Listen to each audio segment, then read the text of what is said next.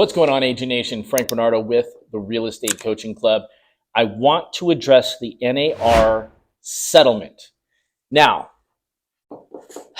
let me tell you, the amount of people in the media that are spewing inaccuracies is crazy. Not to mention the amount of agents out there that think they know what they're talking about, and they're just randomly talking about the settlement as if they're an authority on it. And the fact of the matter is that I haven't seen one video by an agent or by the media that has been accurate. So I want to address what you need to do right now based on the situation at hand and based on what we know to make sure your business is in the right place and that you know what to do moving forward. So how we got here, to me, is absolutely insane. And maybe I've watched too many episodes of Suits, but I will tell you this. I feel like we were not represented properly in this whole lawsuit thing to begin with. I read the transcripts, I read the testimony, I looked at all that stuff, and to me, it's mind-boggling on how we are where we're at right now. Like, there's definitely, and this is not just our industry, this is attorneys, this is anything that has to do with the contract. You get people that don't explain contracts properly. So that's part of why we're at where we're at, is that the agents did not explain and disclose the way they should have, which is massive communication ad nauseum. Make sure the person you're in front of understands what they are signing. The thing that I believe should have been highlighted more is the fact that you have these buyers and sellers who brought about this lawsuit who are not held accountable for reading the document they signed and signing a document that they said they read. It literally signs it saying that you've read it. They didn't read it. They're claiming they didn't read it. They're claiming they didn't know, when a lot of, if not all of everything that the problem was in the document. It disclosed it in the document if you read it. But I digress. Let's get back to what's going on. So the problem in the media right now is that the wrong people are telling our story. The media is telling our story, and every credible media outlet and person that I have seen try to tell our story and what's going on has gotten it completely wrong. The 6% is not going out the window. You can still do you still get 6% for a commission. Buyer agents aren't going away. Buyer agent commissions are not going away. None of that stuff is happening. But what you need to do is understand how you present this as a professional.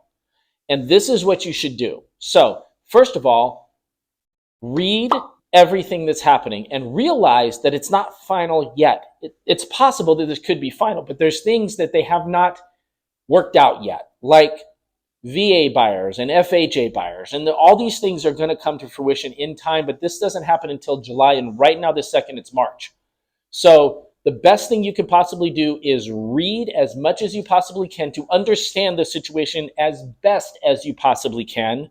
So when someone asks you a question, you're coming from a place of knowledge and not just guessing. Stop taking the information from the media outlets, from pundits that are out there.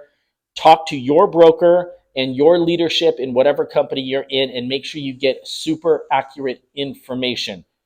I have that with my company. I have that with my organization, and we are ad nauseum learning how to do all this stuff. So the best way to handle this for you and your clients, because I'm already getting agents that are telling me that they're having trouble and sellers and buyers are pushing back.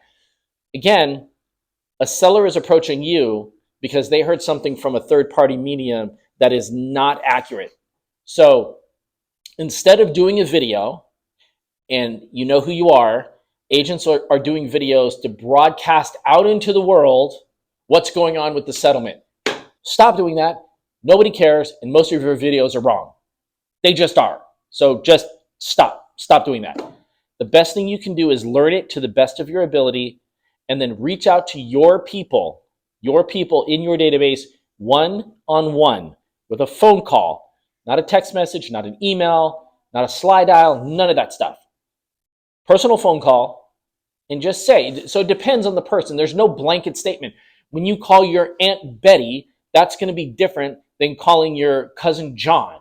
And you're just going to talk to them the way you would talk to them. And you just say, hey, there's a lot of news going on about the NAR settlement with realtors, and a lot of people are having questions. I'm just touching base with everybody I know to see if you had any questions or if you needed some clarification on what was happening. That's going to do a few things. That's going to put you in front of everybody as an authority because you're reaching out to them instead of them reaching out to you. And it's going to satisfy a level of lead generation that's actually probably going to get you business because people want to work with people who feel like that they're an authority on a subject. And I can guarantee you this, a lot of agents are going to go out of business and leave the business because this is such a massive, massive change that it's going to be uncomfortable and they're not going to want to do it anymore. And that's fine. And I welcome that.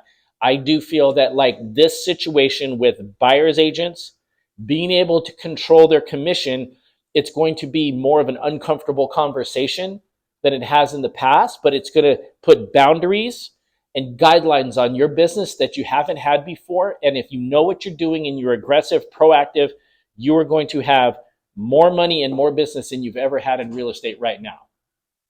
Because everybody's going to have to hold their toe to the line to make sure that all these regulations are adhered to. Some people aren't going to do it. They're going to get out of the business. But if you have not had standards in your business, now is the time to adapt them. So reach out to your clients after you read everything and understand it at a high level. Make sure you ask questions to the right people. Don't ask real estate coaches their thoughts. I'm not telling you my thoughts. I'm a little frustrated, but go learn from your leadership in your company. Go learn from your broker. Go learn from the people that are actually, your broker is going to be liable for this. So they want to make sure that you understand it at a high level. Go read the buyer broker contract. So you know it. So you know it, period. Go read it. Most of you haven't. And it's not new. We've always had it there. We've just chosen not to use it because it's low-hanging fruit. And the easiest bar to get a client was like, hey, you want to go see a house? Let's go see a house. You just go in a house and show the house. And then there was just no loyalty there.